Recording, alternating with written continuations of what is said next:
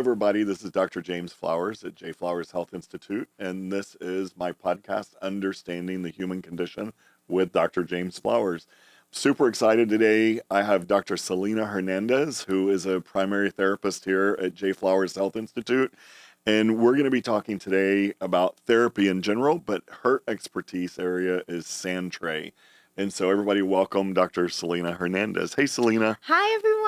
Or Dr. Hernandez. I am so excited to be here. A little nervous, I will say that. Yeah, absolutely. Don't worry about it. Casual, super casual. So I would like to read a bio about you so that I don't mess it up. So as a licensed professional counselor supervisor and a registered play therapist, Selina's clinical expertise encompasses a broad spectrum of therapeutic services for children, adolescents, adults, and families across outpatient and inpatient mental health settings. Her professional commitment is deeply rooted in challenging and reducing the stigma associated with mental health, and you do a great job at that, by the way, with a particular focus on enhancing the well-being of individuals within the minority communities. She places a significant emphasis on the pivotal role of cultural understanding in the therapeutic process. Recognizing and appreciating the influence of culture on an individual's experience is fundamental to crafting personalized treatment plans. The approach ensures that therapy is relevant and resonates on a personal level, fostering a more effective and meaningful therapeutic journey. In her practice, she's dedicated to remaining abreast of the latest therapeutic approaches and techniques, and she's most suited to meet clients' diverse needs from various cultural backgrounds. Again, welcome, Dr. Hernandez. Thank you for having me today. Yeah, I remember while I was reading that, I was thinking of my dissertation. And long time ago, my dissertation. But I did it on first and second generation Hispanic Americans that suffered from chronic pain. And so I went to, my first stop was Laredo, Texas, right? And I interviewed I think a dozen people from Laredo, and then I went to San Diego, I went to Arizona, I went to Michigan and interviewed immigrant farm workers and really kind of all over the country for my dissertation. And the results of that, of the outcome, right, of the dissertation was really looking at the lived experiences of that population, and it was amazing how much culture came out of it and what their belief system about chronic pain is, right? Absolutely. Yeah, I think culture plays a huge role on who we are. It really And does. so it is imperative that we understand of the culture and have our clients also educate us on their culture, right? Because we can also go in with thinking that we know this. And I have a great example. I think really early in my career, I remember I got a client and his background was Mexican American, and I was so excited because I was like, oh my God, I'm Mexican American too. This is and me. so this is me. And I was just so excited to have him as a client and went in with expectations thinking that I knew, right? And so after that session, I came out and I was like, oh my goodness. What type of Mexican American is this man? Right? And so, and that's where I learned, and I'm so happy that it was really early in my career on how important that culture piece is and being able to go into that session and despite us knowing what their background is, also having the client educate us on their background. Absolutely. And speaking of cultural, you are from one of my favorite places in the world, South Texas. I grew up in South Texas, of course, and you grew up in South Texas, but specifically Laredo. Yes. So what was it like growing up in Laredo? And then what was the impetus for you to decide, was it high school or college that you said, I'm going to be a counselor?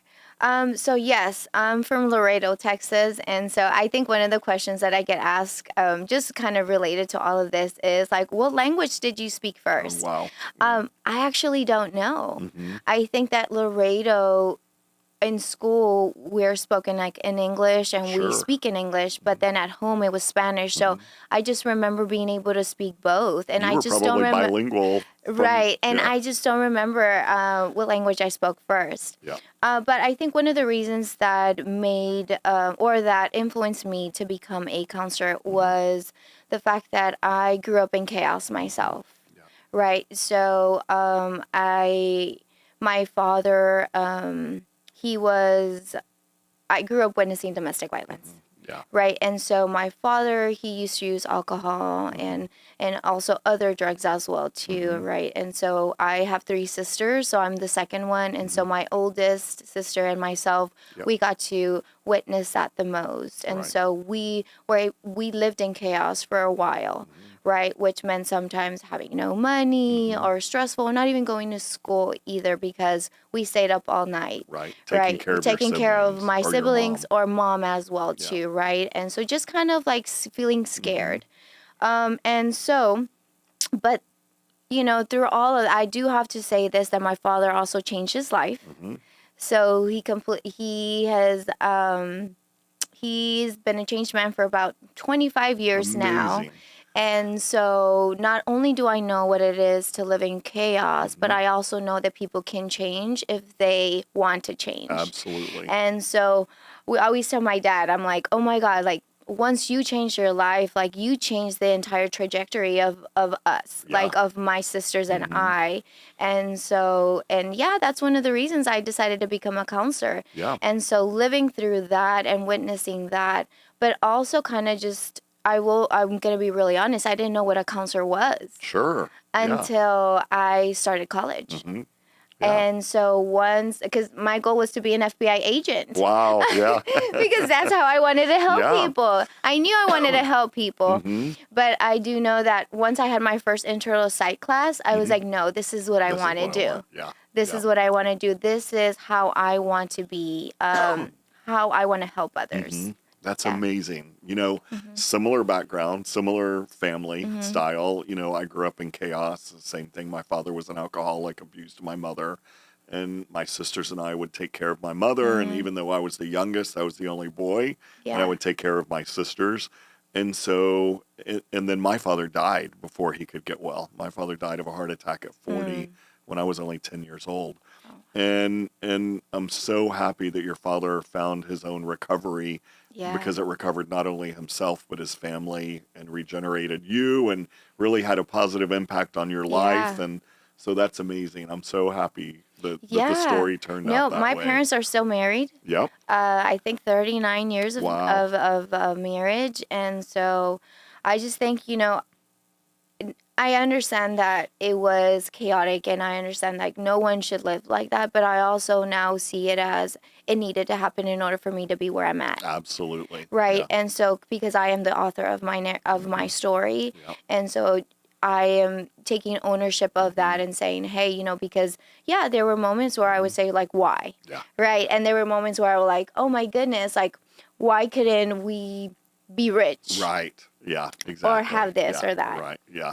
And had a little bit of resentment at the time. Absolutely, and, absolutely. Yep. I think it was not until maybe me being a counselor as I started to kind of like, okay, I need to make sure that I find peace in this and that I forgive as well too, so I can be able to be a great counselor. Absolutely. And have some gratitude actually. Absolutely. For what you went through and the resilience that you and your mother and your sisters had. Right. So that now you guys are all healthy and happy and thriving. Right. So I'm being able to also kind of like demonstrate grace, right? Because, I had to do a lot of reflecting too. Like my parents didn't know what they didn't know. Right.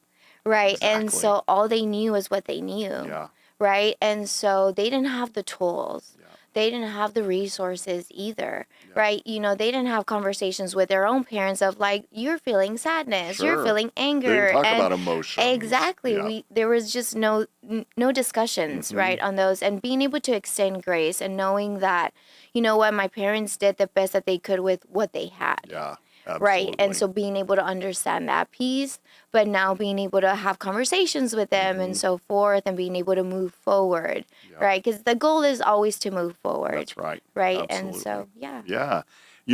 It's so amazing that to me that people like you and I and other people in general in the population who grew up in dysfunction sometimes grow up and have resentment that they never get over.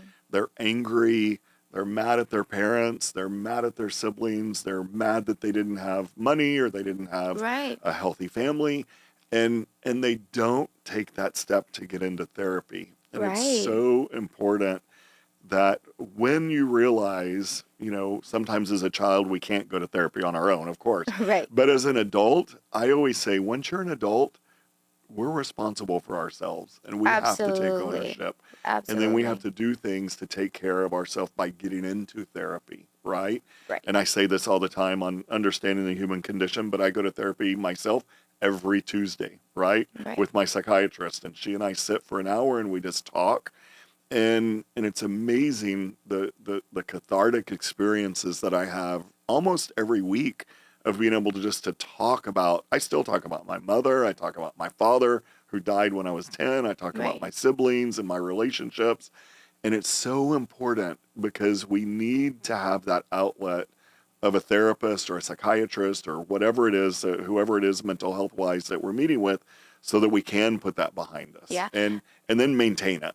No, and I love that, because I think that even as counselors, that we don't have all the answers, Right. right? And so, we're always learning as well Mhm. too. And so we don't know what we don't Yeah. know, right? And Yeah. so also having a middle person as well Mhm. too, right? Yep. Being able to also challenge us, Yeah. right? And that's great, right? Because we're evolving. The goal is to self-actualize, That's right? right. And so if we're trying to self-actualize, we also need to be Mhm. challenged and confronted from time to time That's as well right. too, right? Yep. And so the goal is to grow and be a Yeah. better version of ourselves every single day. How do we do that? By also being able to have that therapist, right? Yeah. Every counselor needs a counselor That's too, right. Yeah. right? And Yep. so, because we want to grow, we want to be better as well too. Yeah. That's right. And when did you decide during your graduate training that you wanted to be a play therapist, a registered play therapist? Because I went through play therapy classes with Dr. Emily Owie, who was a world-renowned play therapist and wrote books, and it was amazing. I didn't take that route, but I loved the experience of going through that as part of my training. Yeah. But you really enjoyed it so much so that you became the registered play therapist, and you do that in your daily therapy here at J Flowers and other places, I'm sure. Absolutely. Yeah. Yes. And so even with my children. Yeah, I love But that. because I want to make sure they have tools, right? Yeah. And so, but I think I got inspired. I was an intern. Hmm. I was an intern and I was working at a psychiatric hospital. Yeah. And so, although I was the therapist for the adolescent females Hmm. and then adolescent males, Yep. and so from time to time, I would go to the children's unit because they needed help in completing Yep. intake assessments or reaching out to the families, etc. And I would go to the unit sometimes, and then I'll also do some group therapy Yep. with the children. And there was this sadness, Hmm. right? Because they were so young, right? And being in a psychiatric facility, Hmm. what's going on here? Right. And so those would be questions Yeah. that I would ask myself. And so that's where I got inspired. I say, Yeah. you know what? I want to make a difference. Yep. I want to be able to work with children Hmm. because despite me working with adolescents and adults as well too, if someone has not healed, their inner child continues to be with them Exactly. despite their external Yep. changes, Hmm. right? And so, because I've seen the evolution of an unhealed Hmm. child, being a play therapist is like, this is where we can make the most impact, Yeah. right? And that's where I got it. Yep. That's where I decided that I wanted to be a play therapist. I remember doing therapy 25, 27 years ago, and I would sit with my therapist and say something, and she'd say, okay, that was about your 8-year-old self saying that.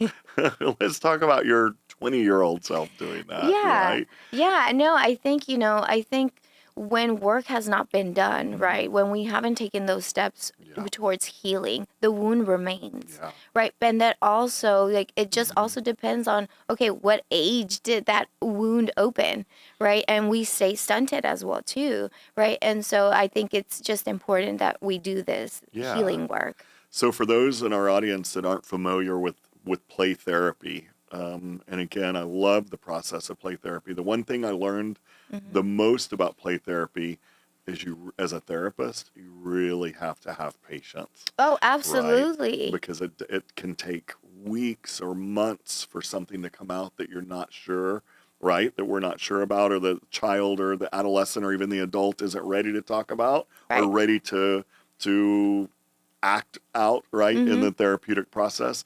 But why don't you tell our audience what play therapy is and what it means for someone to go through that process, and maybe walk Yeah. someone through a Yeah, no, process? absolutely. So play therapy, children are not able to go to a therapy session and sit down and say what's going on with Yeah. them, right? And so through play therapy, using toys, specific toys, right?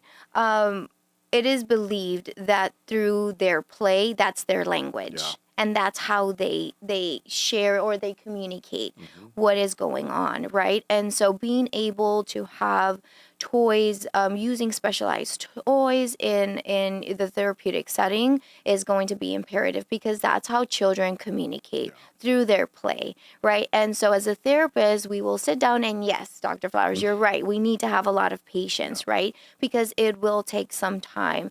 Just like an adult that takes some time to trust someone, a child as well too. And I think one of the greatest things about play therapy for a therapist is children are not expecting you to be anything other than just yourself. Right. Right. And as a therapist, that's also great for you, because you don't have to go into that room being anything other than yourself.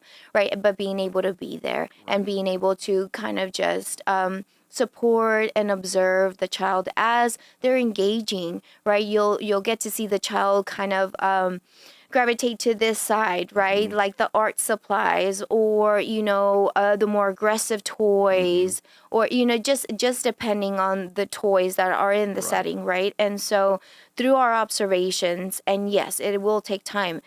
I will tell parents, it's this is not a quick fix. This is not something that I'm going to be able to tell you in the first, second, third, fourth That's session, right? Yeah. It will take some time, right? And so sometimes it is maybe the 10th session or the 12th session when we have more insight that we can provide. But it is also allowing the child to feel comfortable and safe. Yeah. Right. And to being able to trust the therapist and being their authentic self eventually as well too, so they can be able to show, okay, what is a constant theme that they're playing in the playroom, right? And as a therapist, we can start figuring out some struggles, maybe some social skills, right? Yep. Maybe some abuse as well too. And so, but it is with time. That's right. Absolutely. I still remember 28, 29 years later, the very first intern client that I had for play therapy was a kindergarten student. And I would go to his classroom and get him from class, and then go to the therapy room and work, do play therapy with him for the 45 minutes or 50 minutes. And the semester was 15 weeks long. And I did not glean anything for 14 weeks. He never did anything. He never really moved. He didn't really pick toys. He didn't do a lot. And so I just reflected movements for 45 minutes a week, right? Every week. And on that 15th week, I said, this is our last session, and I wish you all the best, and blah, blah, blah, thinking, well, I failed here. I really did a crappy job for this poor child. And at the end of the session, I stood up. And when I stood up, he turned around and looked at me and just spewed everything that was going on for him in the sexual abuse that his mother was using him for, I guess. And he just broke down, and a kindergarten student, right? And just wouldn't stop talking about it for half an hour. And it took 15 weeks for him to feel that trust. Absolutely. Yeah. And so I felt, of course, very sad, and I felt accomplished and proud. And I actually kept in touch with him, and he's doing amazing today, but he did a lot of therapy throughout his life.